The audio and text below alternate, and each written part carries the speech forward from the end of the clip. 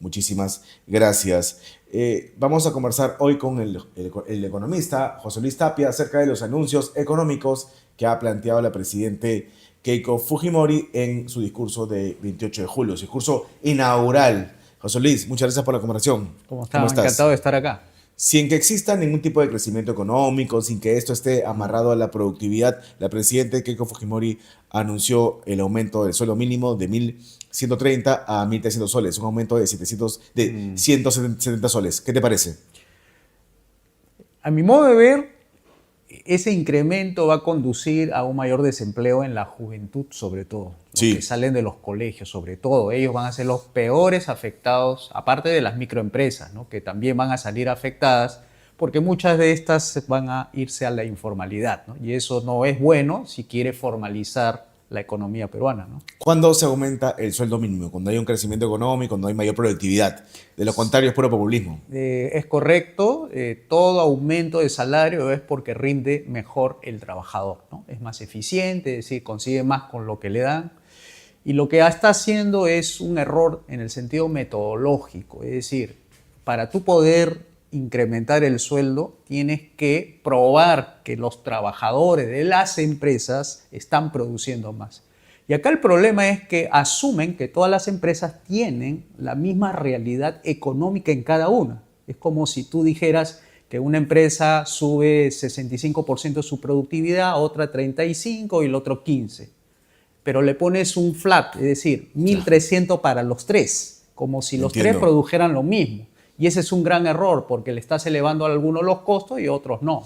Claro, pero también anunció una especie de bonificación, de bonos, de beneficios para las micro y pequeñas empresas para que no se vean afectados con este aumento del sueldo mínimo. ¿De qué tratará eso? Mira, es una forma de compensar un exceso en un gasto que no lo tenía previsto la empresa, ¿no? Porque tú sabes que estos 1.300 tiene que salir de algún bolsillo y va a salir de las empresas justamente. Pero como el gobierno quiere compensar, significa, se da cuenta de su error. Eso es lo que yo veo. Entonces, se da cuenta de su error de subir 1.300. Ahora dirán, ¿cómo compenso ese error para que no se vuelvan informales? Le voy a dar un dinerito adicional para que no vaya a irse a la informalidad y deje de pagar impuestos. ¿Cuánto costará esto a la caja fiscal, al erario público? ¿De cuánto estamos hablando? Mira, son 2 millones de empresas registradas en el Ministerio de la Producción. Imagínate que de esas, la mitad no puedan pagar su sueldo mínimo, ¿ya? Para ser un poquito conservador. Entonces, un millón de empresas. Un millón de empresas, ¿no? Si imagino, ¿no? Que es por única vez. Si tú le compensas con, no sé, 200 soles a cada una, son 200 millones. Entonces estás hablando de buen dinero. ¿Y de dónde se saca este dinero? El De dinero hecho, no cae como maná del cielo, ¿no? No, y además, lo peor de todo es que creen que están ayudándolo, pero tú sabes que los impuestos salen de algún bolsillo y salen justamente de los bolsillos de los emprendedores, los empresarios, de la microempresa, que le sacan dinero y se lo van a dar por el otro bolsillo. ¿Te sorprendió este anuncio tan rápido del sueldo mínimo? Sí, bueno, sí, no debía haberlo hecho, creo que debió esperar. Pero hay un ímpetu de formar capital político lo suficiente. Ahora, ¿cómo podría yo saber que ese capital político es necesario? Por esa filtración del documento el proyecto de ley que iban a enviar, dado que ahí hay un capítulo en el último que habla de reforma del Estado. Y dentro de los verbos que ha empleado hay uno que se llama disolución. Ojalá. Esa palabra disolución va a crear, pues obviamente, todo un debate público. Pero ya los rojos están llorando con la reducción de los feriados y es una locura que en un país en vías de desarrollo, un país que necesita salir de la pobreza, porque un tercio de la población aproximadamente es pobre, bueno, 8 millones, casi 9 millones, pero que tengamos 16 feriados, ¿no te parece un exceso? Mira, no debería, los feriados no Me tienen refiero que ser no laborables. Claro, o sea, esos los obligatorios para que la gente no trabaje. Eso tiene que decirlo cada uno, ¿no? Cada uno verá si es o no es plausible aplicar esa medida, pero no puedes tú obligar a todos a que no trabajen. Hay gente que quiere trabajar y que Y hablamos de una PEA, un país en donde el 80% es emprendedor, es informal. Ellos no tienen feriado, como No tú les sabes, interesa. ¿no? Siguen trabajando, porque Ellos, si no trabajan no su día a comen. día es muy importante dejar de trabajar o decirle a la gente, oye, no vayas a trabajar, para ellos es un atentado contra su economía familiar, ¿no? ¿Cuántos feriados debería existir? Yo creo que 3, pero bueno, a menos que se reduzca a la mitad, ¿no? Por eso, los feriados que, digamos, tienen impacto digamos, en la opinión pública siempre son los feriados patrios, ¿no? En Sí, eso 28 de sí, julio. 28, 29, 28, 20, ya, hagamos 4. 28, sí, 29, 29. Año Nuevo y Navidad. Bueno, ya son 4, ¿no? Entonces, yo creo que eso al resto de los feriados tiene que ser de libre escogencia, ¿no? No tiene que Sí, ser y obligatorio. además, sumado a ello, sumado a esos 16 feriados, que hay países evidentemente como Chile que tienen más feriados no laborables o como Argentina, pero ellos tienen 15 días de vacaciones. Acá tenemos un mes, tenemos 30 días. Ese es otro problema, las regulaciones laborales. Aquí en el Perú somos campeones en la regulación laboral, tal que somos también campeones en la informalidad laboral con el 75% de informalidad. Así que de campeones, haciendo lo malo, somos muy buenos aquí, ¿no? ¿Qué te parece la designación de Elmer Cuba como ministro de Economía? Tiene prestigio, ¿ah? Te diré que entre los economistas conocemos a él, sabemos su trayectoria, pero otra cosa es estar en el Pero no pudo ministerio, decir ¿no? no al aumento del sueldo mínimo. Yo creo que la idea viene de él. ¿Ah, sí? Sí, por supuesto, claro. Como un ministro del prestigio va a permitir que suceda esto, ¿no? Más bien es su idea, ¿no? Yo creo que esto es parte de toda una agenda, ¿no? Es decir, cómo contentar, digamos, a ese grupo laboral que exige, que los sueldos no alcanzan, etcétera, es comenzando con la primera medida, ¿no? Que es la del sueldo mínimo. Ya vendrán otras, ¿eh? O sea que esto no va a ser lo único. Me imagino que va a haber el tema de la compensación por tiempo de servicio, seguramente van a elevar algunos puntos porcentuales, tal vez La pregunta es de otros. dónde. Si no quieren reducir ministerios, Sí. no van a liquidar ni privatizar totalmente Petroperú, van a convertir en una empresa Sí. mixta, ¿no? Por eso digo, ¿qué está haciendo el gobierno? Está tratando de sacarle capital político a todo lo que puede en el corto plazo para hacer luego las reformas si es que la va a hacer, ¿no? Porque es filtración de documentos, ¿no? Además, ese capítulo que habla de desregulación, por ejemplo, es interesante, ¿no? Pero tú no vas a hacer desregulación sin eliminar las leyes. O sea, una desregulación es un acto administrativo, pero detrás del acto administrativo hay una ley que la respalda. Esa ley es la problemática, ¿no? Bueno, esperemos que se apliquen lo que tú mencionas y que por lo menos se eliminen 4 ministerios: mujer, ambiente, cultura y desarrollo e inclusión social. Por lo menos 4 le pedimos al presidente Fujimori. Claro, pero añadiendo de que si tú comienzas por eso, no vas a poder lograr lo otro, ¿no? Que son los otros 11 ministerios restantes, ¿no?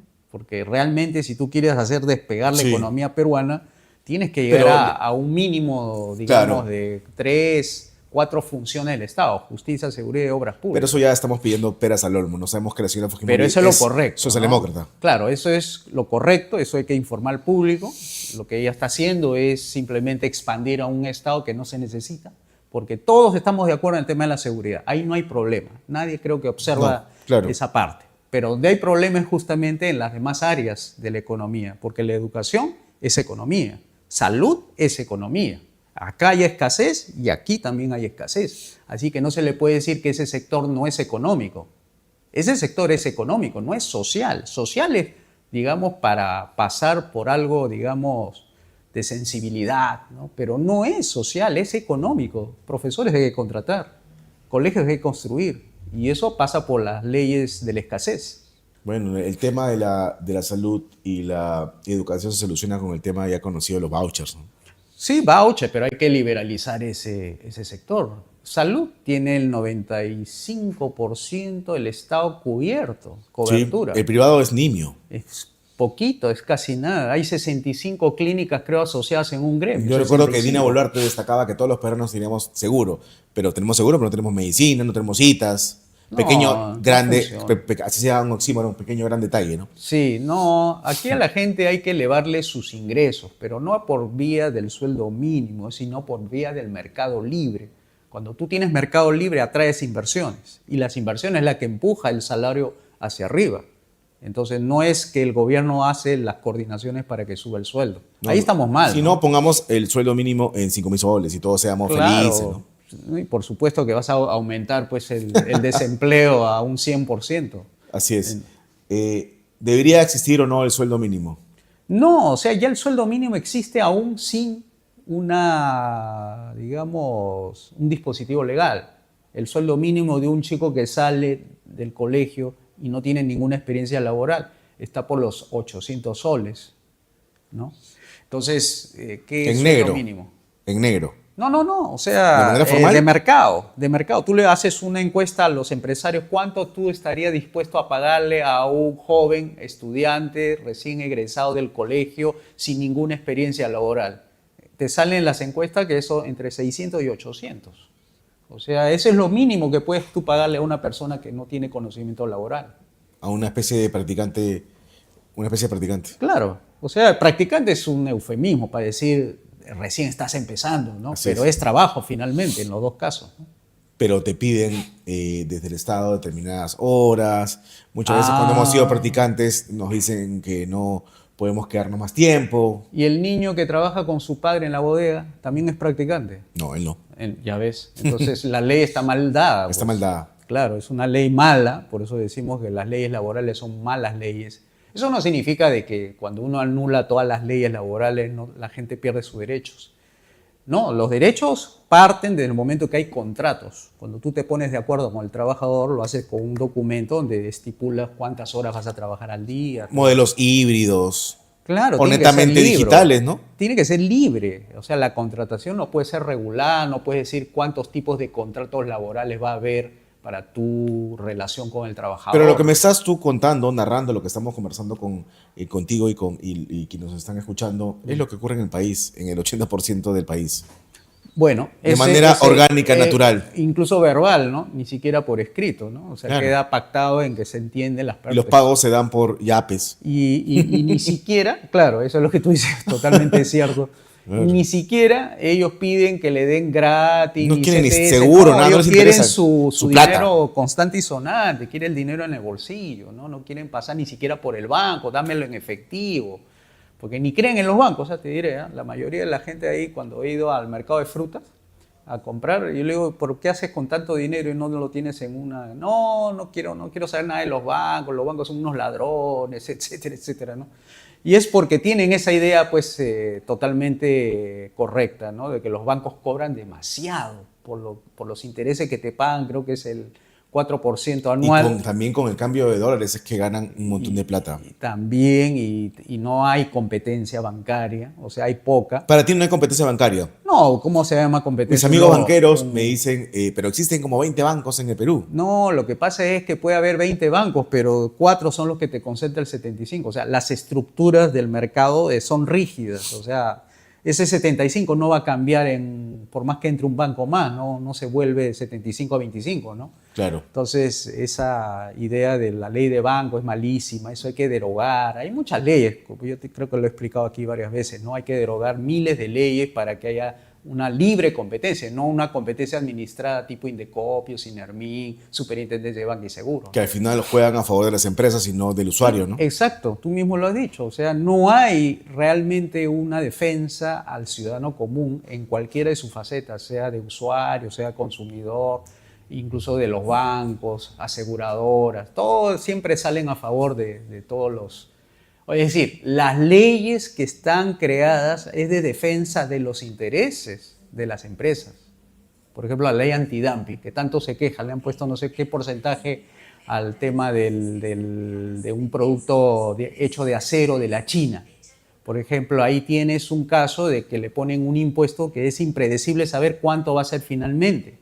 Pero ¿quién se queja de que estos productos de acero sean baratos?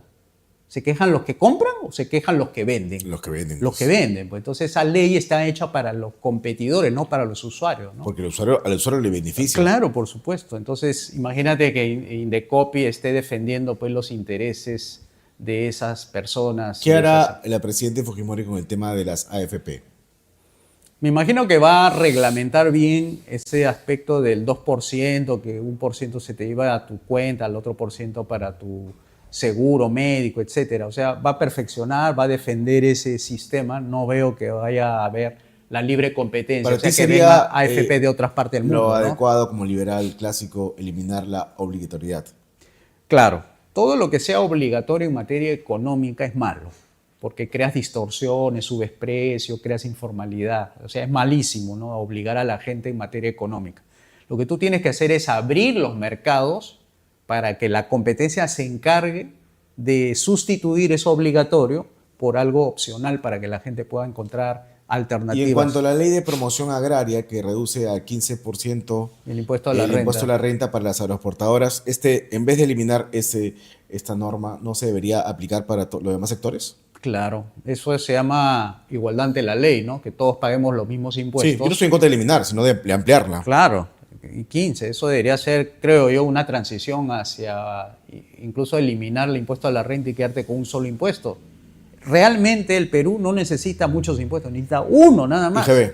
Un IGB, si quieres déjalo ahí en 18, y con eso te financias a un Estado pequeño pero fuerte en materia de justicia, seguridad y obras públicas.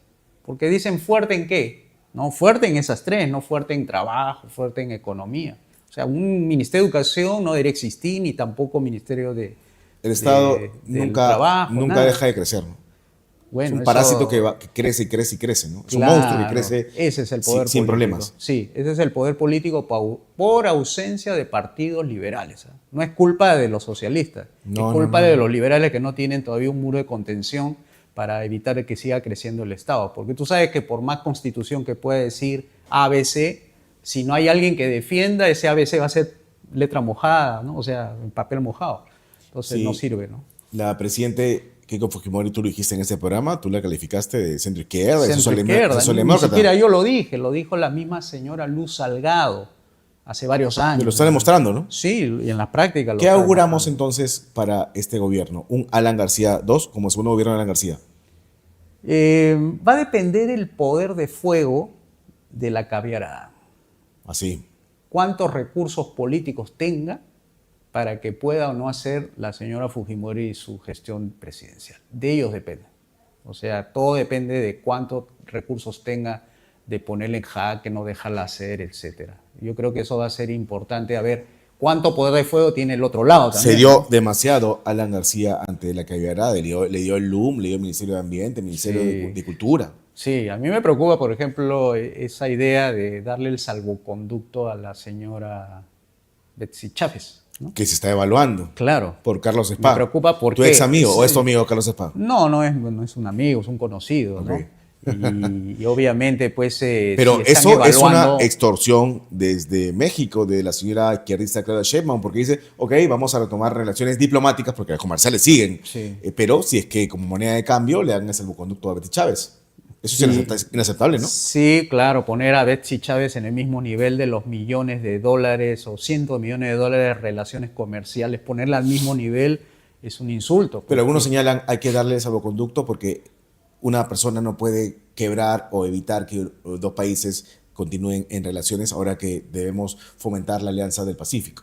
Lo que tiene que hacer el gobierno es aplicar bien el derecho internacional. Una cosa es perseguir políticamente y otra cosa es que los que quieren evadir la El justicia... espíritu de la Convención de Caracas es para perseguidos políticos, para presos políticos, no Así para es. un condenado común y corriente, un Exacto. delincuente común y corriente. Eso es lo que tiene que poner en claro Pero eso es el sentido gobierno común. ¿Es peruano. sentido común acaso? Además de sentido común, es importante que la señora Sheinbaum, o sea, la presidenta de México, tome conocimiento de ese caso y se lo tenga que informar bien. Porque ponerlo al caso de Castillo, un golpista, y la otra que fue, dice, ayudado por Castillo, entonces están en la mismo Pero nivel, la hablamos misma de razón. una sentenciada a 11 años de cárcel por ser cómplice del golpe de Estado. No es cualquier persona, no es, Así es. reiteramos, no es ninguna presa política. Así es. Entonces, lo que ha hecho, además, no solamente la presidenta, sino su patrón, el anterior, el señor AMLO. AMLO, es un nivel de injerencia política en los asuntos internos Inaceptables. descarado. Que merecían el quiebre de relaciones. Entonces, ¿cómo puede uno hablar, como dice ella, ¿no? Con justicia, que los votos en el Congreso no fueron suficientes, ¿no? Si ella también está haciendo política dentro de los asuntos internos, ¿no? Entonces, ¿Qué nivel le vas a poder dar de discusión de igual a igual Perú-México? Pero en el caso de los zurdos, los rojos despreciables no hablan de la autodeterminación de los pueblos, pero bien que acá se meten a hablar y con Sí. injerencias señalan que Pedro Castillo es un preso político. Sí, efectivamente. Entonces, Y asilan a la esposa de Claro. Pedro Castillo, a Lilian Paredes. claro, entonces nunca va a desaparecer, eso sí, las relaciones comerciales entre Perú y México. Eso se mantiene. Eso se va a mantener. Entonces, ¿por qué nos preocupamos tanto? Es por el asunto político, porque quieren mantener una relación de igual a igual de gobernante a gobernante. Yo por mí no me preocuparía tanto, ¿no? Si las relaciones comerciales se mantienen, no hay Claro, problema, ¿no? porque los propios, digamos, países tienen sus instituciones internas que defienden el comercio, las inversiones y presionan a los gobiernos tratar de restablecer las relaciones políticas. Entonces los gobiernos lo único que tienen que hacer es hacer lo que le dice la economía, el comercio, las inversiones y todo lo que la gente que sostiene a los países quieren. Sería algo de su- un error entonces del gobierno de la presidenta Keiko Fujimori otorgarle salvoconducto a Betsy Chávez. Sí, sí, no, ella está condenada, no es una perseguida política que pueda decir a mí me persigue. ¿Pero qué crees que va a pasar? Hay muchos mensajes, señales, síntomas de que esto va a ocurrir.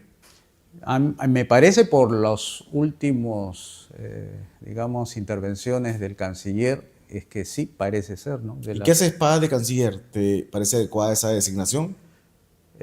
No me parece adecuada, ¿no? Trabajar 16 años, otros dicen 20 años para la Embajada de Estados Unidos. Es el equivalente a decir que si tú pusieras a un peruano que ha trabajado 20 años en la Embajada de Chile o en la Embajada de China, ¿qué dirían los estadounidenses, ¿no?